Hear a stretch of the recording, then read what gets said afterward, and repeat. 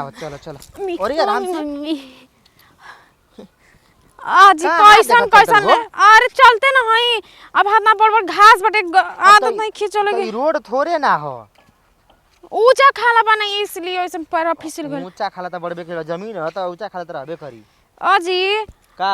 कहां चलो त नहीं लेके जी अरे आदमी कहबे के कि अरे बा हां बताई न हाय दूर दूर तक सिवान में कोई दिखत जी के परिंदो तक नहीं की दिखत और वो है ने लेके तनी साज बेरा के नहीं भोर आदमी लौकत न 2-4-5 गो होनी लौकत न देखत न हो अबे कटिया करतन अच्छा एनिए बतैलन लोगन हां यारे कहल हन कि अरे गोल बनन अब का करबो मजबूरी बात खोजे के पड़बे करी हां जी अपन काम पर तो खोजे के न पड़ी मजबूरी में गधो के बाप कहे पड़ला न त के उनका पीछे पीछे घूमी कहां बड़ा कहां नहीं ख अब जरूरी पड़बा त खोजे के पड़े तनी सकरा है आरती जे तो कबे ना मिलेले होती जाए लेकिन खा में रहिलो जी बना सकरा कहां से मिलल जा मेकअप करे में त 1 घंटा लगावा तड़ू आधा घंटा त लिपस्टिक मारे में त कहवा से होई ट्रेनो सारा छूट जाई आधा घंटा में रही तो ओ जी आधा घंटा तो ना लगैनी है तुरंते ना तैयार हो गईनी हां बताओ बेरा बीतल जाता कहला हसे कि भेजा तनी ट्रैक्टर चल जाता हमरा के भेज देनो से सिवान में ई बैठल बैठल ए बेरा हो गेल घंटा भर से एजा बैठल बनी रुक का फोन पहले कॉली घरवा का इकुल बतियाल ना हमरा कुछ समझे ना आवेला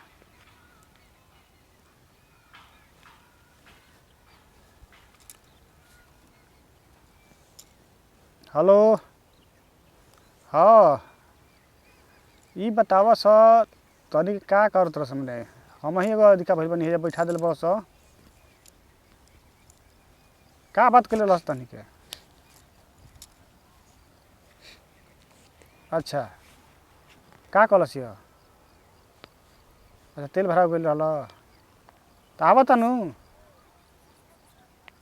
ठीक बा ना ई तब देख आधा घंटा हम रुकब बेजा से फिर हम चलिए घरे हाँ ठीक बा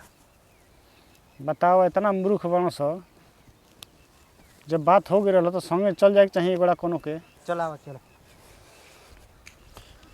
का कही काज ने कहा चल गई हो लोग है नहीं खा ओ जी कहता ना दूरा गईनी जा ए जी होने एगो कुटिया दिखा था का पता वो कुटिया में ना होखन बाबा जी ए हो का जी ये पे चढ़ जीबो गोह लागती बाबा खुश रह आई का बानी यहां के ओ जी ई बाबा जी बानी अरे हां ये कहीं के ओ जी कुछ इनका राशन मासन कुछ हो ये नहीं किया ये रो है कोनो व्यवस्था ए नहीं जा करती बाबा हो ये कटवावे खाती आइल बन है खेतवा हां खेतवा कट खेत कटवाइल बनी यहां के अपन ट्रैक्टर ला अच्छा, कलम से खेत जाता कटवावे। तेल काटे प्रणाम बाबा जी खुश रह बैठ बजू बताई बाबा जी रोबो गजबे बानी अब घर रे 1 घंटा ले बैठ रहा कि बाबा जी अब आई अब 1.5 घंटा त हमरे जा गेले 1 घंटा कहला फिर आधा घंटा और बीत गई का कहे ना रह गेलो त आदमी से पूछनी तो कहत ना कि जा सियोने में बानी वहां के अच्छा बोलो बहुत मजबूरी रहला यही से आइल है जा का मजबूरी बा बाटे एगो मजबूरी का भइल बा जरूरी काम बाटे रुआ से तो पूछ दिन रखे के बैंक दिन रखे के बा हां नैहर जाए के अच्छा नैहर जाए के पहली बार जाती है हां पहली बार तो हो पहली बार जाए तो दिन रखे के पड़ेला ना हां दिन देखावे पड़ेला हां बाबा जी और ही रहुआ से काम को बा का जानते नहीं बाबा जी हां ऐसा दिन रखब न अच्छा लंबा माने समय में लंबा समय में दिन रखम अच्छा ई हरे ना नजदीक 1-2 महीना के बाद के दिन रखम तनी ठीक बा समझनी तो यहाँ दिन कैसे देखब हम घरे देखे के पड़ी ओकरा खातिर पथरा पोती चाही नु ए बाबा जी सुन ले ई जना देख ले आजकल तो टेक्निकल जमाना बाटे बाबा जी मोबाइलिया से बात जमाना तो ओमे उतना भरोसा ना हो हाथ के जोन भरोसा होला लिखल नु मोबाइल ठीक है ना बतावेला कबो कबो काहे ना बतावेला का फुस काम तो उहे करेला मंतरिया बाबा जी गलती हो गेला कानी पहांदा दिलेनी नहीं की बोलत कोनो बात नहीं के ध्यान ना देनी हो नहीं की बोलत का उ कामवा तो वो मंतरिया करबे करी आखिर मोबाइल में गलती ना मारा मंतरिया हो जाई एगो बात पूछत नहीं बोली बियाह होई रहनु हां तो सुहागरात फोन से मन ले रहलो ई का कहती बाबा जी रुआ तब वही तेरे बाबू जौन चीज जौना खातिर बनावल बा जौना जगह पर होला वही जे होला वो गजब बतियो तनी गोड़ में घाव लागला मुंह में आदमी दवाई खाला ठीक हो जाला ना पानी कबो नीचे से ऊपर गइल बा ना उ बरखा होला त ना तो कैसे हो जी ठीक है बता मतलब ना कुंवार देख बच्ची के दूध मिलेला कबो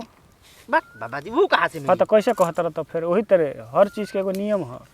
समय है हाँ ठीक बा तब घर चले के पड़ी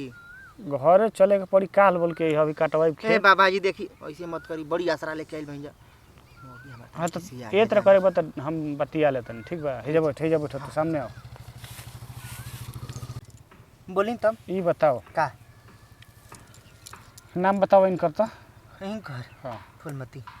कब पैदा भई रहली है याद बा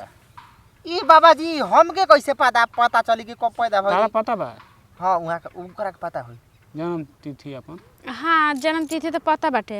हाँ। 21 तारीख पहला महीना 2002। अच्छा पहला महीना में रुक बाबू गिनती कर लगनी का बाबा तो गिनब तबे न बताई हाँ मैंने गिनती पढ़े लगनी माने हमरा पढ़ल ना है कि तरह गिनती पढ़बे के ना जरूरी। ना बाबा ना का चाहत रह न कुछ ना बाबा जी देखी देखी दिन निकाली बाबा बतिया कनी तो याद बा ना करबा हालत देखला अपन अच्छा गाड़ी ठीक बा देखी बुझी 2 गो दिन बा तो बताई ना बाबा जी कौन कौन एगो दिन बा तार सावन ले सावन ले हाँ बाप रे आ एगो बा अभी जेठ में बा तो जेठे वाला न सही बा हाँ बाबा बोलो ओमे कथी दिक्कत बा कुछ न तो जेठ हाल में अभी टाइम बहु में नहीं खर्चा बढ़ ले सावने वाला और जेठावे के न दिन आइए न गोइल बा निचकइए गोइल बा ढेर दिन थोड़ी बाटे तो कौन वाला ठीक पड़ी तो की बताओ लेकिन जेठ में पहले तनी एगो दिक्कत बा हाँ वो दिक्कत बाटे बा दिक्कत बा ओमा दिक्कत का बाटे दिक्कत इहे बा फिर ओने से आवे के दिन ना मिली लंबा दिन हाँ तो ठीक है न रही पैसे को हम तो एक बन जाई बाबा